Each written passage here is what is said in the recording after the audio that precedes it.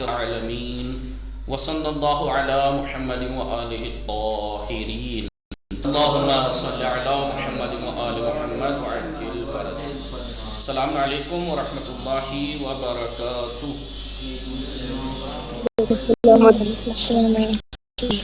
خوب ہستید ہمیں شما دوستان و عزیزان. متشکرم. صبح شما بخیر. صبح شما هم بخیر. انشاءاللہ وقت خوبی و زندگی پربرکتی داشته باشید.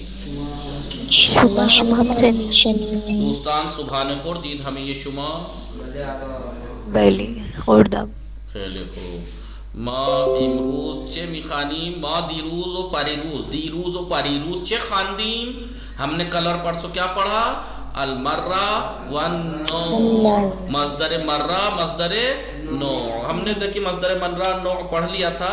بس اس کو میں آگے بڑھتا ہوں تاکہ آپ کو پھر مشتقات کی بحث شروع کروں. آپ کو آج تک سنا ہوگا مشتق کیا ہے. یہ مشتقات سنتے رہتے ہیں. یہ وہ مشتق نہیں ہے جو وہاں پڑھا تھا. مشتق کا مطلب جامد اور مشتق. جامد اور مشتق کا جو لغوی ہم نے جو پڑھا تھا وہ مشتق لغوی معنی پڑھے تھے. اس کے کیا لغت کے معنی.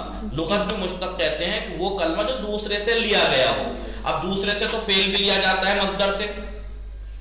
جی بہت سی چیزیں لی جاتی ہیں تو سب چیزیں مشتق کہلائیں گی. ہر وہ چیز جو دوسرے کلمے سے لی گئی ہو. لیکن نحو صرف میں مشتق کا جب نام آتا ہے اس سے مراد 8 چیزیں ہیں. انہیں مشتق کہا جاتا ہے. فعل کو مشتق نہیں کہا جاتا. ان چیزوں کو مشتق نہیں کہا جاتا. وہ ہم ابھی پڑھیں گے. لیکن فی الحال مصدر مرہ اور نوع. مرہ آپ جانتے ہیں مرہ ورڈ سے ہی واضح ہے. جی مصدر مرہ یعنی فعل کے بعد ایک مصدر آتا ہے اور وہ مصدر اس فعل کو بتاتا ہے کہ یہ فعل ایک مرتبہ انجام پایا ہے. وہ فعل ایک مصدر مرہ ایک ایسا مصدر ہے جو فعل کے بعد آتا ہے اور یہ بتاتا ہے, اس بات پر دلالت کرتا ہے کہ وہ فعل ایک مرتبہ انجام پایا ہے. جیسے ضربتو ضربتن میں نے ایک بار مارا. اکلتو اکلتن میں نے ایک بار کھایا. نصرتو نصرتن میں نے ایک بار مدد کی. نصرتن جی ضربتن. ٹھیک ہے. یا صرفتو ضربا تصریفتن میں نے ضربہ کو ایک بار گردان کی. جی صرفتو ضربا تصریفتن میں نے ضربہ کو ایک بار تصریف کی, ایک بار گردان کی ضربہ کی. یہ نہیں تصریفتن. میں نے غیر ثلاثی مجرد کی مثال بھی دے دی. لہذا مصدر مرہ ثلاثی مجرد سے فعلتن کے وزن پہ آتا ہے. کس کے؟ فعلت ضربتن. ضربتو ضربت فعلت ضربت فعلت کے وزن پہ آتا ہے. ٹھیک ہے. اور غیر ثلاثی مجرد سے جون سا بھی غیر ثلاثی مجرد فعل ہے اسی کا مصدر اصلی کے آخر میں گول تے لگا دیتے ہیں. جیسے صرفہ کا مصدر کیا؟ تصریف. تے لگا دیے تصریفتن. صرفتہ تصریفتن میں نے اس کی گردان کی. ٹھیک ہے. اس کے بعد کا مصدر نوع ورڈ سے سمجھ میں آ رہا ہوگا کہ نوع یعنی ایک ایسا مصدر کہ جو فعل کے واقع ہونے کی کیفیت کو بیان کرتا ہے, نوعیت کو بیان کرتا ہے کہ فعل کس طریقے سے انجام پایا. جی جلستو جلست الامیر میں بادشاہوں کی طرح بیٹھا. تو جلستو جو فعل ہے اس کی نوعیت کیفیت کیا ہے انجام پانے کی؟ بادشاہوں کی طرح بیٹھا. جلستو جلست الامیر بادشاہوں کی طرح بیٹھا. جی یا صرفتو تصریفت العالم میں نے عالم کی طرح گردان کی. میں نے عالم کی طرح گردان کی. ٹھیک ہے. لہذا مصدر نوعی کا وزن کیا ہے ثلاثی مجرد سے؟ فعلتن. اس کا کیا تھا؟ فعلتن. اس کا کیا؟ فعلتن. جلسہ فعلا جلسہ فعلا. جلستو جلست الامیر. اور غیر ثلاثی مجرد سے اسی فعل کے مصدر اصلی کے آخر میں گولتے لگا دیتے ہیں. یاد ہے وہی تصریف ہوتا ہے لیکن اس میں اضافت ہوتی ہے. یہ ہم نے پڑھا تھا. تھوڑا سا اس کی عبارت پڑھ لیں تاکہ نئی بات شروع کریں, تاکہ آگے دیکھیں ہم. الفصل السادسو، الفصل السادسو، چھٹی فصل، المرۃ والنوع، مرہ اور نوع. آواز آ رہی ہے سبھی کا؟ فضا، فضا، غنچہ فاطمہ، سمیرہ میں، سیدہ گبرانی میں. قد یذکرو، قد یذکرو، یاد یہ بات یاد رکھنا ہے، یوز کرو مضارع مجہول ہے نا جی. قد یا مضارع پہ داخل ہوا ہے، یہ یاد رکھنا. قد ماضی پہ بھی داخل ہوتا ہے جی، قد ماضی پہ بھی داخل ہوتا ہے، مضارع پہ بھی. فرق کیا ہے؟ اگر ماضی پہ داخل ہو تو تحقیق اور یقین کے معنی دیتا ہے. اگر یہ ہوتا قد ذکرہ، یقیناً یہ بات ذکر ہو گئی، یقیناً یہ بات ذکر ہو گئی. لیکن جب مضارع پہ آتا ہے تو تقلیل کے معنی دیتا ہے. تقلیل یعنی کبھی کبھی. قد یذکر، کبھی کبھی ذکر ہوتا ہے. مصدر، مصدر، مصدر ایک مصدر جی، کبھی کبھی ایک مصدر ذکر ہوتا ہے. بعد فعل، فعل کے بعد. کس لیے ذکر ہوتا ہے؟ لام، لام علت ہے. وجہ کیا ہے اس کے ذکر ہونے کی؟ لبیان، یہ بیان کرنے کے لیے کہ ان الفعل، کہ فعل لم یقع، واقع نہیں ہوا ہے، الا مرتن واحدتن، مگر ایک مرتبہ. دیکھیے واحدتن، اس میں بھی ہمارا ایک مثال جو کل میں نے سمجھائی تھی یہ بھی ہے. دیکھیے کہ اگر کوئی فعل ایسا ہے جس کا مصدر فعلتن کے وزن پہ ہے، دیکھیے مرت جی، تو اس کے لیے قید کی ضرورت پڑے گی. انہوں نے خود بھی لے رکھی مرتن واحدتن، قید لانی پڑی انہیں ایک مرتبہ سمجھانے کے لیے جی. تو کہہ رہے ہیں کبھی کبھی ایک مصدر ذکر ہوتا ہے فعل کے بعد، یہ بیان کرنے کے لیے کہ فعل ایک مرتبہ واقع ہوا ہے. یا او، او یعنی یا، اس لیے لے بیان. کہاں پہ عطف ہے یہ او کے ذریعے سے؟ یہاں پر لے بیانے پہ، یا والے پر. یا تو یہ بیان کرنے کے لیے کہ فعل ایک مرتبہ واقع ہوا ہے، یا لبیان نوع الفعل، فعل کی نوعیت و کیفیت وقوعہ، اور اس کے واقع ہونے کی کیفیت کو بیان کرنے کے لیے آتا ہے جی. جی ٹھیک ہے.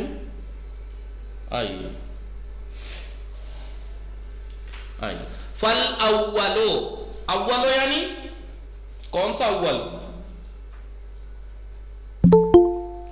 جی؟ کون اول کوئی بتائے گا؟ بتائیے بتائیے، آپ ہی لوگ بتائیے، آپ میں سے کوئی. فل اولو، اول کون اول؟ ہاں، یہ اتنی آسان بات کیوں نہیں بتایا پا رہے؟ یہاں دو باتیں بتائی ہیں. کبھی کبھی ایک مصدر ایک فعل کے بعد ذکر ہوتا ہے، یا تو یہ بیان کرنے کے لیے کہ فعل ایک مرتبہ انجام پایا ہے، یا فعل کے واقع ہونے کی نوعیت اور کیفیت بیان کرتا ہے. تو جو یہ بیان کرنے کے لیے آتا ہے کہ فعل ایک مرتبہ واقع ہوا ہے، وہ یبنا، بنایا جاتا ہے، من الثلاثی المجرد، ثلاثی مجرد سے، علی فعل، فعلت کے وزن پر. والے عالیے، خوب ہستی شما، سلام. وعلیکم السلام. خانواده شما چه خبر؟ آنها هم خوب هستند، ممنون. خانواده چه خبر؟ آنها هم خوب هستند. لہذا اول، اول کا مطلب جی وہی وہ مصدر جو فعل کے بعد آتا ہے تاکہ یہ بیان کرے کہ فعل ایک مرتبہ واقع ہوا ہے، وہ یبنا، بنا یبنی سے ہے، یہ مجہول اس کا. یبنا یعنی بنایا جاتا ہے، من الثلاثی المجرد، سبھی کا غنچہ فاطمہ نمیگی یبنا من الثلاثی المجرد، بنایا جاتا ہے ثلاثی مجرد سے، علی فعلت، فعلت کے وزن پر. نحو جیسے ضربہ ہو، اس نے اسے مارا، ضربتن، ضربتن اے تفسیریہ، اے مرتن، ایک مرتبہ مارا جی، فعلت کے وزن پر. ومن غیرہ، غیرہ یعنی ہی ادھر پلٹے، غیر الثلاثی المجرد. ومن غیرہ یعنی من غیر الثلاثی المجرد، علی المصدر الاصلی، مصدر اصلی پر آتا ہے، بزیادت تائن، ایک تا زیادہ کر کر، فی آخر ہی، اس مصدر کے آخر میں، مصدر اصلی کے آخر میں تا زیادہ کر کے، جیسے نحو اکرمتہو اکرامتن، میں نے اس کا اکرام کیا ایک مرتبہ. والثانی، ثانی یعنی دوسرا، یعنی وہ مصدر جو یہ بیان کرنے کے لیے آتا ہے فعل کی نوعیت کیا ہے اور اس کے واقع ہونے کی کیفیت کیا ہے. یعنی مصدر نوعی یاتی آتا ہے من الثلاثی المجرد، ثلاثی مجرد سے، علی فعلت، فعلت کے وزن پر، ومن غیرہ ہی اور غیر ثلاثی مجرد سے، علی المصدر الاصلی، مصدر اصلی کے وزن پہ آتا ہے لیکن بزیادت تاء فی آخرہ ہی، اس کے آخر میں، مصدر اصلی کے آخر میں تا آخر میں زیادہ کر کے. وَيَلْزَمُهُ الْإِضَافَةُ، اور اضافت اس کے لیے ہمیشہ لازم رہتی ہے. اضافت ہمیشہ لازم رہتی ہے، یعنی مطلب دائم الاضافت ہوتا ہے. مصدر نوع دائم الاضافہ، ہمیشہ مضاف یوز ہوتا ہے. جیسے جلستو جلست الامیر، میں بیٹھا بادشاہوں کی طرح بیٹھا. یا مثلا جلستو مثلا جلست العالیہ، میں عالیہ کی طرح بیٹھا. مثلا جلستو جلست الغنچہ، غنچہ فاطمہ، میں غنچہ فاطمہ کی طرح بیٹھا. میں یا اکلتو، بھلے میں نے غلط کہا، فعلہا جلسہا. یا اکلتو اکلتا مثلا سبھی کا، میں نے سبھی کا کی طرح کھایا مثلا. جی تو فعلت کے وزن پہ آتا ہے. وہ من غیر ہی ہاں ٹھیک ہے. جلا وتعاضدنا، تعاضد دیکھیے باب ثلاثی مجرد کی مثال دے دی فعلت ان کے وزن پہ. اور تعاضد یتعاضد، تعاضد باب تفاعل ہے نا، بولیے تعاضد یتعاضد. ہاں تعاضد تعاضد تعاضد تعاضدو تعاضدت تعاضدتا تعاضدنا، آخر میں آ کے چوتھ وسیقہ تعاضدنا بنے گا. تعاضدنا ہم نے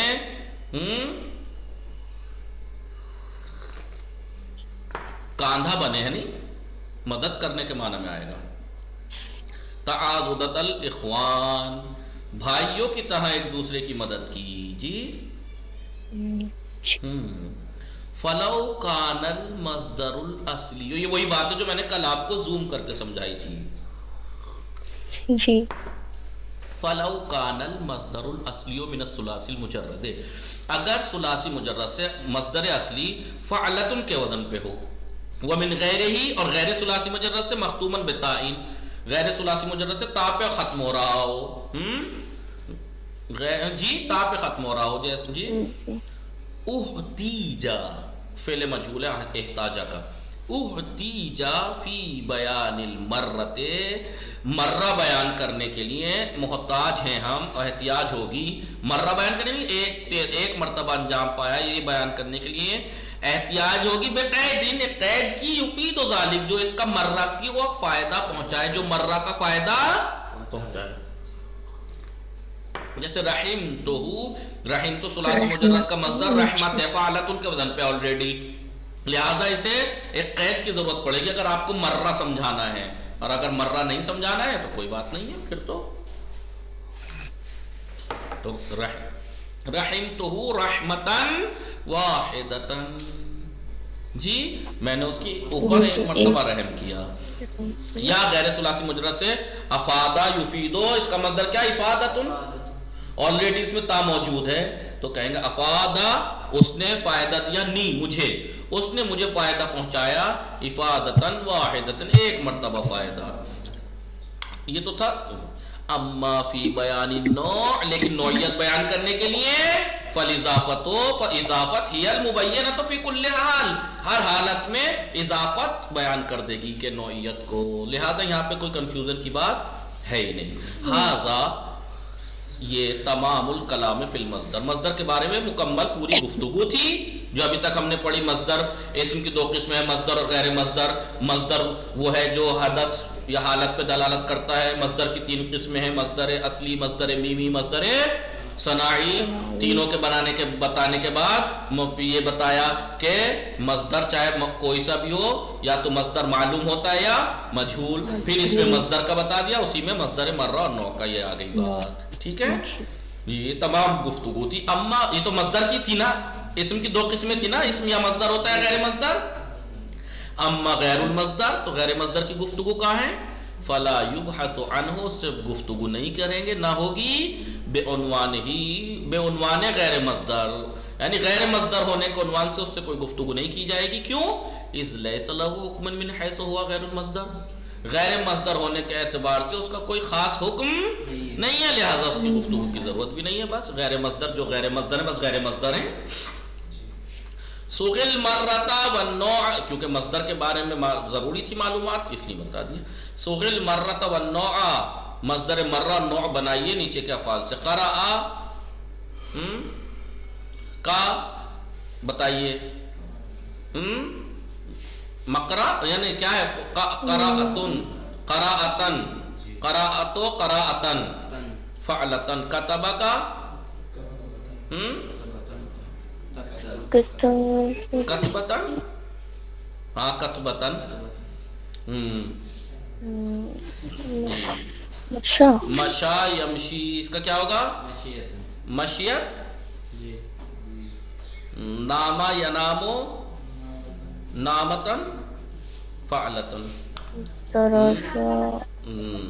درستن درستن. تصافحہ غیر ثلاثی مجرد ہے, تصافح تصافحتن تصافحتن. استراح استفعال استراحتن. قاتل یقاتل مقاتلتن مقاتلتن. سارا مسیر, کیا ہے؟ سارا یسیرو سار.